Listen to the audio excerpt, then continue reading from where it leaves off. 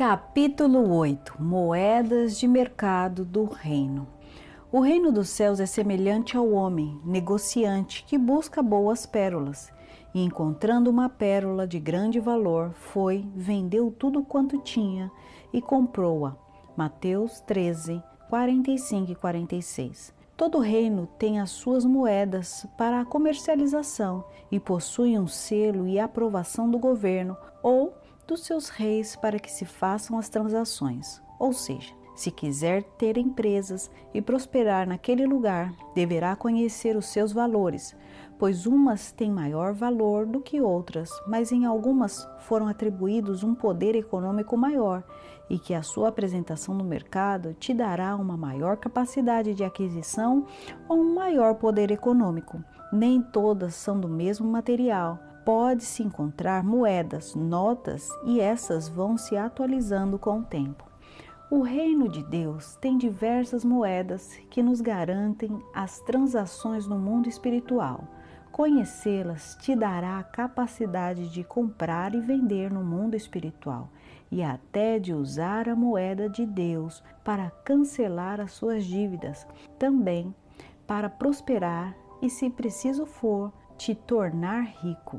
O reino dos céus não podemos negociar com as moedas da nossa nação, pois é um reino espiritual. O dólar, euro, ien, real não funcionarão. Então, muitos ficarão desprovidos por não conhecer as moedas de mercado do reino e acabarão ficando expostos à pobreza, pois não têm a capacidade para negociar no mundo espiritual e conquistar as riquezas que Deus prometeu. Propósitos econômicos. No reino só há 2 propósitos que Deus deseja para os seus filhos, mas não é o mesmo propósito para todos, mesmo que tenhamos o mesmo Pai. Ele nos criou diferentes emocionalmente e biologicamente para que possamos conquistar nas mais diversas áreas.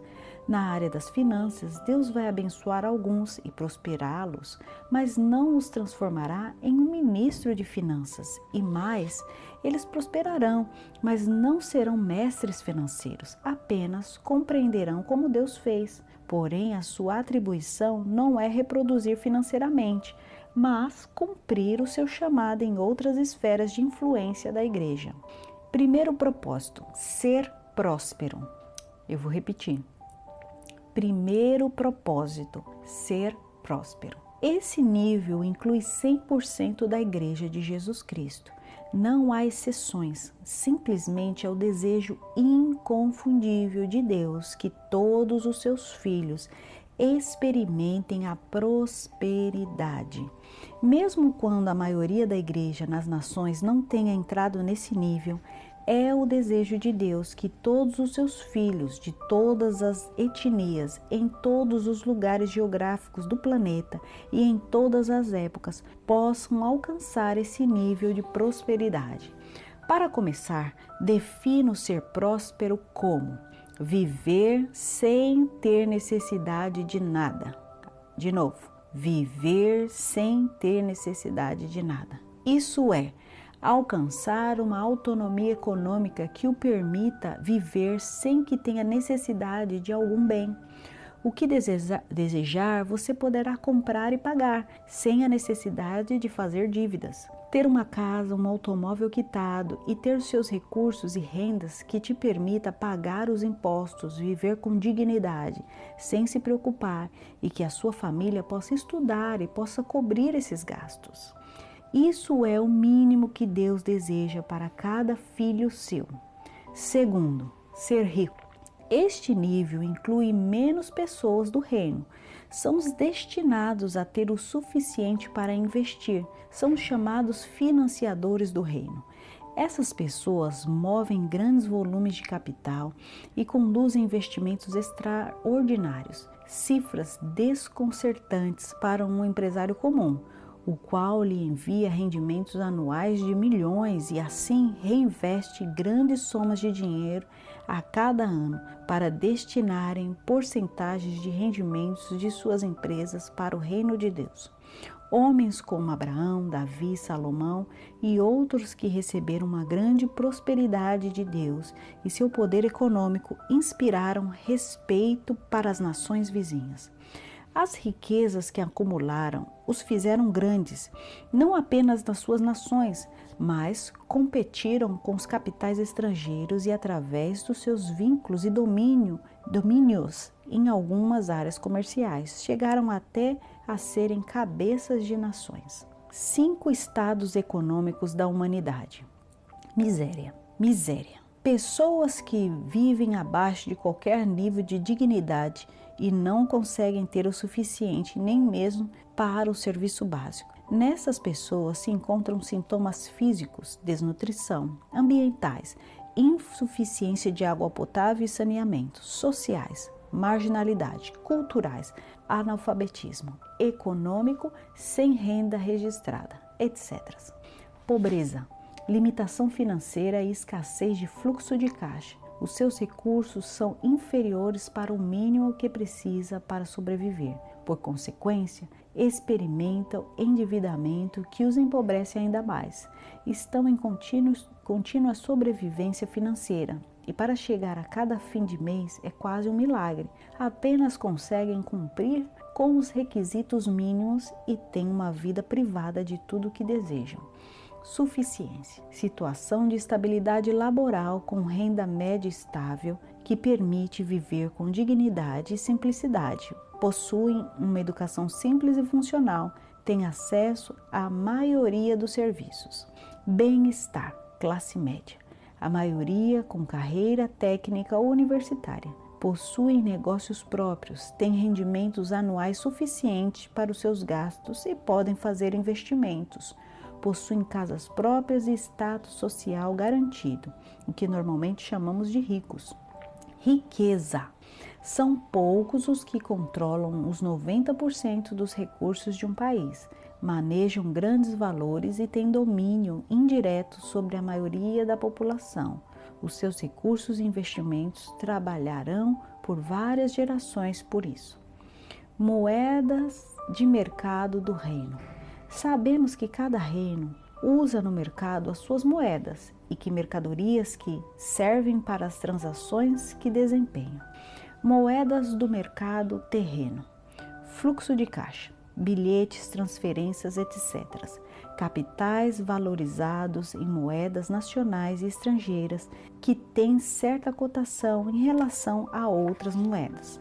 Títulos imobiliários, propriedades físicas, imóveis e similares que têm uma alteração de valor no mercado, mas que são relativamente estáveis e que pode ser taxado para atribuir um valor em moeda nacional. Bônus e ações. Certificados que são aplicados na Bolsa de Valores podem ser realizados transações e negócios no mercado.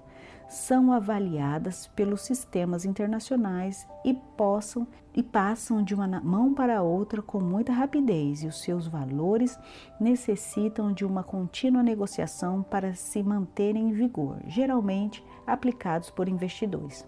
Há diversas moedas impressas que se utilizam no mercado para fazer as transações e cada uma delas permite comercializar em um determinado campo, entrega garantidas e limitações de riqueza dentro do seu campo de atuação. Moedas do reino.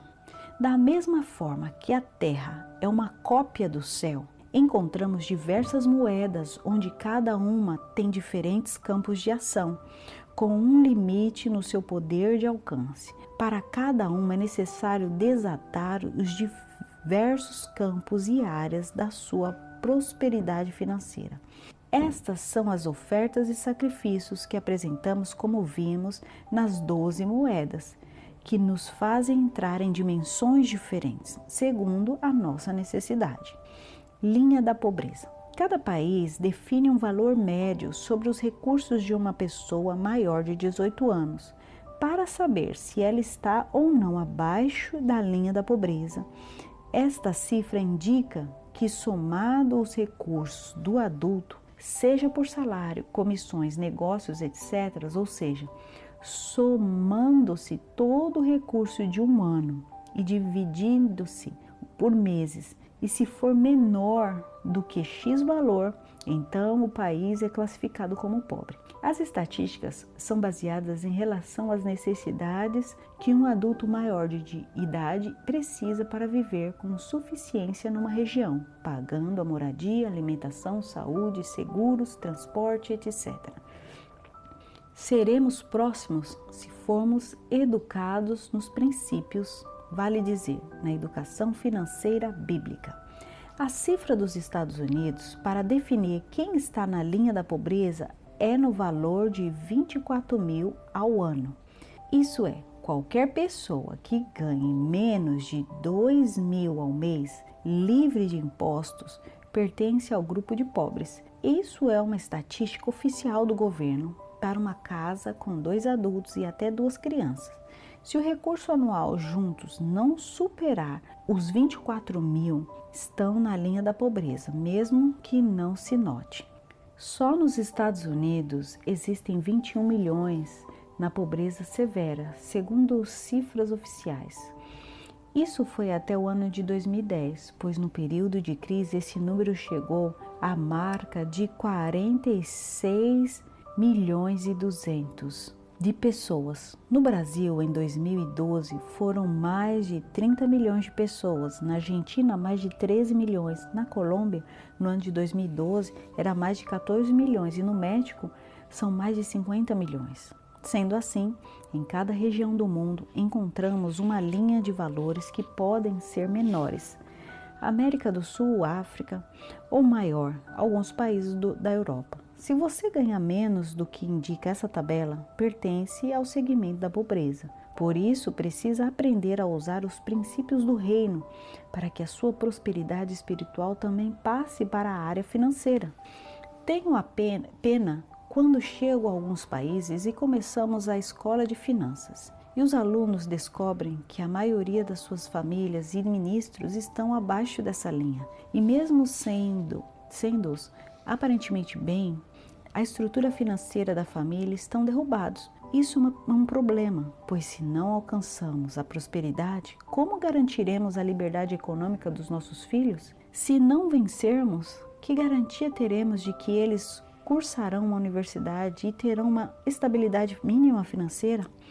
Temos que mudar algo em nossa educação, no sistema de discipulado da igreja. Se desejarmos ter um ministério de avanço e de conquista, temos que começar a educar sobre finanças nos nossos filhos espirituais, nossos discípulos e a igreja, para que eles possam romper financeiramente. Para mim, não há outra maneira, só seremos próximos se praticarmos os princípios do altar e sermos reeducados nos princípios bíblicos das finanças, vale dizer, na educação financeira bíblica. Isso é o que nos levou a desenvolver cursos e seminários sobre finanças, pois vimos como Deus transformou primeiro a nossa própria vida, depois nossas empresas e, por último, os nossos ministérios, nos distanciando da pobreza e da escassez. Seremos prósperos se formos reeducados nos princípios, vale dizer, na educação financeira bíblica. As moedas do reino são várias e cada uma delas está vinculada ao altar. Observe que há uma expressão para a moeda de Israel que é shekel, que significa inteligência, prosperidade, riqueza, alcançar, compreender, conduzir, considerar, sensato, dar, bendito, entender, entendido, êxito, fazer, entendimento, inteligência, pensar, portar, sabedoria, prosperidade e prudência.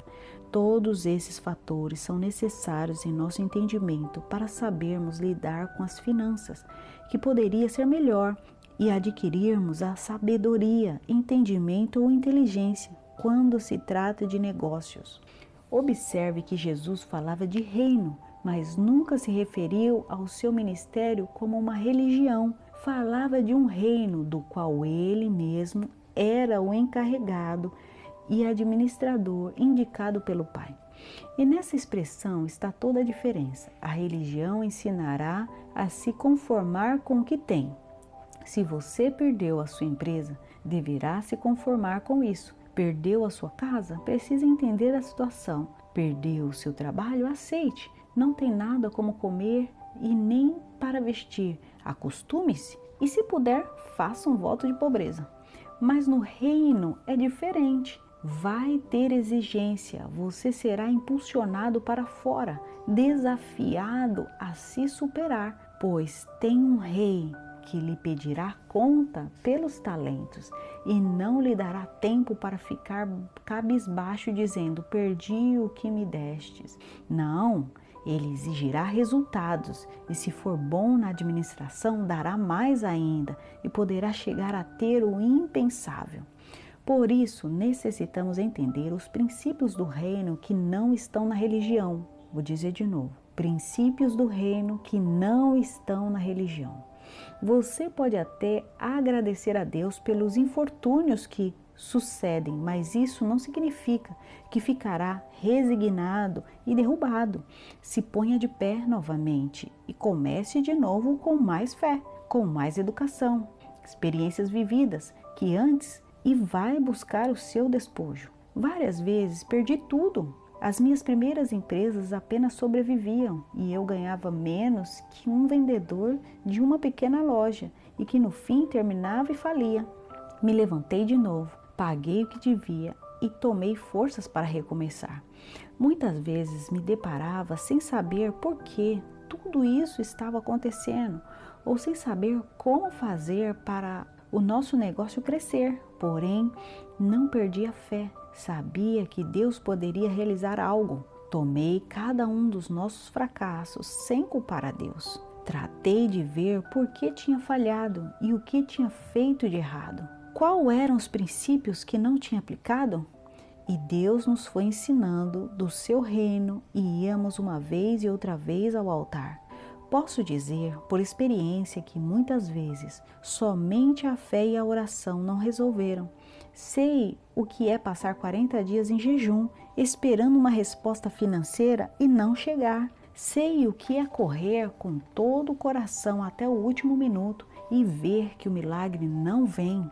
Sei o que acontece depois da derrota. Não me contaram os muitos fracassos de nossos primeiros negócios. Eu vivenciei. Mas também sei que Deus começa a lhe aperfeiçoar e a ensinar como funciona o seu plano e entregar as suas chaves. Ele restaura a sua fé e o inunda com ela e coloca nas suas mãos um shekel que não é de ouro, mas uma unção para que todo o que crê prospere. Há vários anos vi essa unção nas mãos. Fui reeducado na maestria do céu para viver os princípios financeiros que não poderiam aprender em universidades humanas, mas nas escolas do Espírito. Entrego nesse manual muito mais do que princípios. Deixamos a você a essência e a unção para que você mesmo seja honrado e que Deus levante a sua cabeça com dignidade. Assim como o seu caráter e a sua fé demonstram que é um filho do Eterno, também o seu poder e as suas forças econômicas mostrem a bondade de Deus que você serve e que possa se alegrar na sua prosperidade. Se você ainda não é inscrito no canal, eu convido a se inscrever agora para que essa mensagem alcance a mais vidas. Nos vemos no próximo capítulo. God bless you. Bye.